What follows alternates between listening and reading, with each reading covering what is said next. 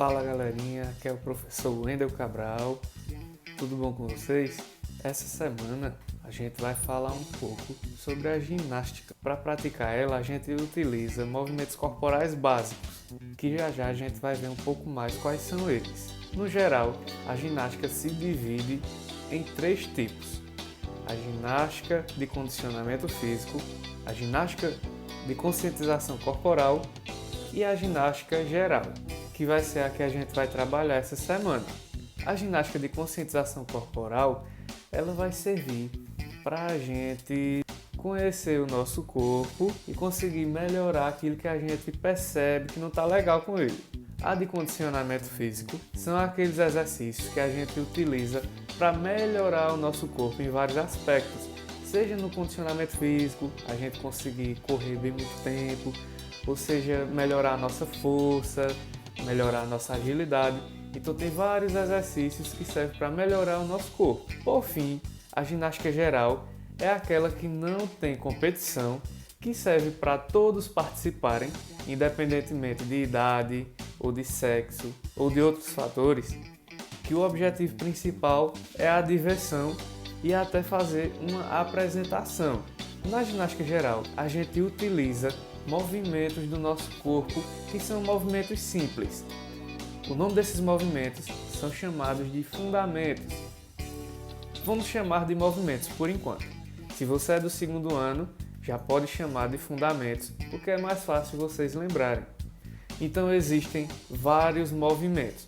Por exemplo, saltar, girar, rolar, lançar, se equilibrar, dentre outros. Nessa aula a gente vai ver um pouco sobre o se equilibrar, o que seria isso e como a gente pode fazer.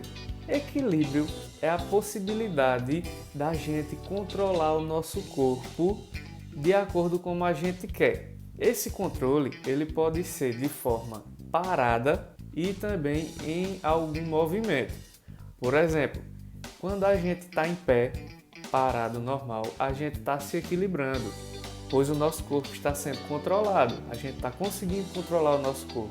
E quando a gente está andando, a gente também consegue se equilibrar, porque a gente balança o nosso corpo para ficar em uma perna só, depois coloca as 2 pernas no chão e depois balança o corpo para ficar sobre a outra perna. Isso se chama equilíbrio dinâmico, mas a gente vai dizer que é um equilíbrio em movimento. E também existe o equilíbrio de objetos, que na ginástica a gente chama de implementos. Para se equilibrar, a gente pode utilizar várias partes do corpo, desde uma parte do corpo, 2, 3, enfim, quantas forem possíveis. Para essa nossa atividade, a gente precisa lembrar de algumas partes do nosso corpo. Então a gente tem 2 pés, 2 joelhos, 2 mãos e a cabeça e o bumbum. Todas essas partes a gente vai poder utilizar elas tranquilo. Só que a gente precisa ficar atento a quantas partes do corpo a gente vai apoiar no chão. Como eu já falei, pode ser com uma parte do corpo, por exemplo, um pé, pode ser com 2 partes do corpo, que pode ser um pé e uma mão, pode ser um pé e o bumbum, e pode ser os 2 pés.